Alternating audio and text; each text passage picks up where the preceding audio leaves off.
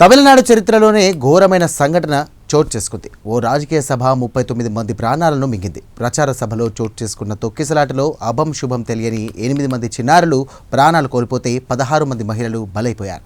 ఇంకా దాదాపుగా 50 మంది ఆసుపత్రిలో చావు బతుకుల మధ్య పోరాటం చేస్తున్నారు. దీనికి సంబంధించి ఇదంతా కూడా కోలీవుడ్ నటుడు తమిళగ వెట్రి కళగం పార్టీ అధినేత విజయ్ ప్రచార సభ సందర్భంగా చోటు చేసుకున్న పెను విషాదం. రాత్రి 7:30 గంటలకు విజయ్ ప్రసంగిస్తుండగా ఆయనకు దగ్గరగా వచ్చేందుకు చాలా మంది ప్రయత్నించడంతో తొక్కిసలాట చోటు చేసుకుంది. ఈ క్రమంలో ఒకరి తర్వాత ఒకరు స్పృహ తప్పి పడిపోవడంతో పరిస్థితి ఆందోళనకరంగా మారింది. స్పృహ తప్పిన పడిపోయినటువంటి వారి దగ్గర నుండి కనీసం అంబులెన్స్ కూడా చేరుకోలేని పరిస్థితి ఉండడంతో జనాలు ఉన్న చోట పిట్టల్లా రాలిపోయారు.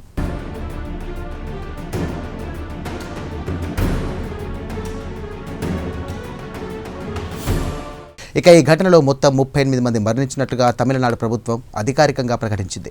మరో 50 మందికి పైగా ఆసుపత్రిలో చికిత్స పొందుతుండగా వారిలో 20 మంది పరిస్థితి ఆందోళనకరంగా ఉందని వెల్లడించింది.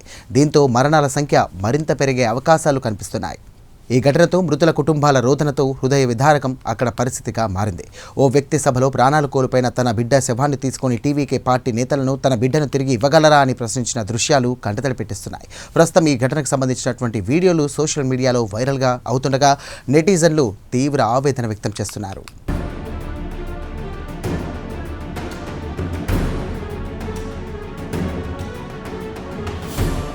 అయితే వచ్చే ఏడాది తమిళనాడులో శాసనసభ ఎన్నికలు జరగనున్న నేపథ్యంలో విజయ్ ఇప్పటి నుండే ప్రజల్లోకి బలంగా వెళ్లాలని నిర్ణయించారు. ఈ నేపథ్యంలోనే ఈ నెల 13 నుండి రాష్ట్ర వ్యాప్త ప్రచారాన్ని ప్రారంభించారు. శనివారం నాడు నమక్కల్లో ఉదయం ప్రచారం చేపట్టిన విజయ్ రాక కోసం కార్యకర్తలు, అభిమానులు 6 గంటలకు పైగా ఎదురు చూస్తుండగా విజయ్ ఎటకేలకు ప్రత్యేక బస్సులో వచ్చి దానిపై నుండి ప్రసంగించడానికి సిద్ధమవుతుండగా ఒక్కసారిగా తోపులాట చోటు చేసుకుంది. విజయ్ తన ప్రసంగాన్ని కొనసాగిస్తున్న సమయంలో జనసమూహం పెద్ద ఎత్తున పెరిగిపోయి అదుపు తప్పింది. అప్పటికే వందలాది మంది గాయపడ్డారు. చాలా మంది స్పృహ తప్పి పడిపోయారు. పరిస్థితిని గమనించిన కార్యకర్తలు నిర్వాహకులను అప్రమత్తం చేయడంతో విజయ్ తన ప్రసంగాన్ని ఆపారు.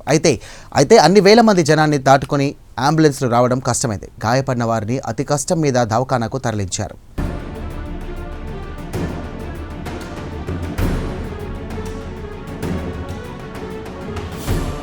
ఇంతలో ఓ 9 ఏళ్ల బాలిక కనిపించడం లేదని ఆ బాలిక కుటుంబ సభ్యులు రోధిస్తూ వెతకడం మొదలుపెట్టారు.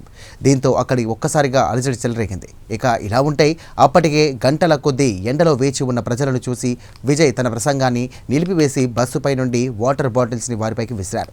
బస్సు వైపు దూసుకురావడానికి అభిమానులు కొందరు ప్రయత్నించడంతో అక్కడ కూడా గందరగోళం ఏర్పడింది. జనాన్ని కంట్రోల్ చేయాలంటూ విజయ్ పదే భద్రతా సిబ్బందికి విజ్ఞప్తి చేసినా ఫలితం లేకుండా పోయింది.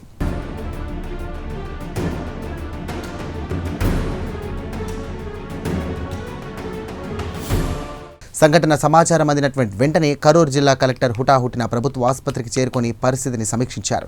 ఈ ఘటనలో మరణించిన వారి కుటుంబాలకు 10 లక్షల రూపాయల చొప్పున ఎక్స్గ్రేషియా ఇవ్వనున్నట్లుగా ప్రభుత్వం ప్రకటించింది. ఈ దుర్ఘటనపై సీఎం స్టాలిన్తో పాటు ప్రధానమంత్రి Narendra Modi, AP CM, deputy సీఎంలు దిగ్భ్రాంతి వ్యక్తం చేశారు.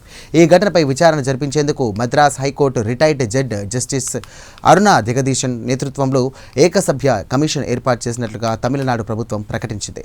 మరోవైపు ఈ ఘటనపై కేంద్ర హోంశాఖ నివేదిక అడిగింది. అయితే గతంలో పుష్ప 2 రిలీజ్ సమయంలో సంధ్యా థియేటర్ వద్ద తొక్కిసలాట జరిగి ఒక మహిళ చనిపోగా అల్లు అర్జున్ పై కేసు నమోదు చేసి అరెస్ట్ చేశారు. ఈ నేపథ్యంలో విజయ్ సభ ఘటనలో కూడా ఆయన్ని అరెస్ట్ చేశారనే చర్చ మొదలైంది.